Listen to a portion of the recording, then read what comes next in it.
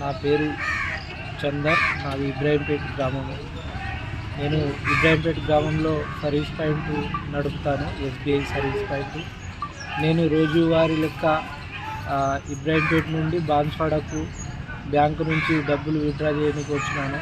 2 లక్షల రూపాయలు బ్యాంకులో సమయం 3:30 గంటలకు విత్డ్రా చేసి బయట వచ్చాను. బయట వచ్చినాక కారు డిక్కీలో ముంగటి సైడు డబ్బులు 2 లక్షలు పెట్టి భద్రంగా పెట్టి కవర్లు దానిపైనకి వెళ్ళి కప్పి డిక్కీ క్లోజ్ చేశాను.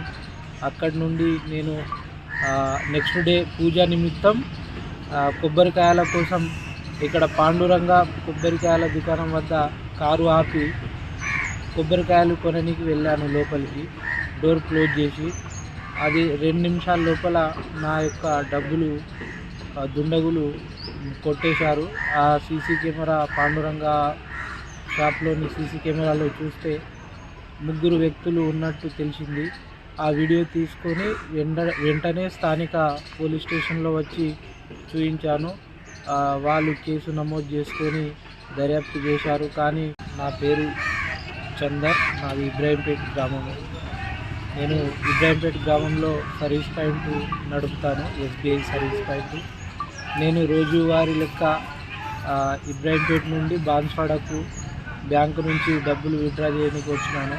2 లక్షల రూపాయలు బ్యాంకులో సమయం 3:30 గంటలకు విత్డ్రా చేసి బయట వచ్చాను. బయట వచ్చినాక కారు డిక్కీలో ముంగటి సైడు డబ్బులు 2 లక్షలు పెట్టి భద్రంగా పెట్టి కవర్లు దానిపైనకి వెళ్ళి కప్పి డిక్కీ క్లోజ్ చేశాను. అక్కడి నుండి నేను నెక్స్ట్ డే పూజా నిమిత్తం కొబ్బరికాయల కోసం ఇక్కడ పాండురంగ కొబ్బరికాయల దుకాణం వద్ద కారు ఆపి కొబ్బరికాయలు కొనడానికి వెళ్ళాను. లోపలికి డోర్ క్లోజ్ చేసి అది 2 నిమిషాల లోపల నా యొక్క డబ్బులు దుండగులు కొట్టేశారు. ఆ సీసీ కెమెరా పాండురంగ షాప్లోని సీసీ కెమెరాలో చూస్తే 3 వ్యక్తులు ఉన్నట్టు తెలిసింది. ఆ వీడియో తీసుకొని వెంటనే స్థానిక పోలీస్ స్టేషన్లో వచ్చి చూపించాను. వాళ్ళు కేసు నమోదు చేసుకొని దర్యాప్తు చేశారు. కానీ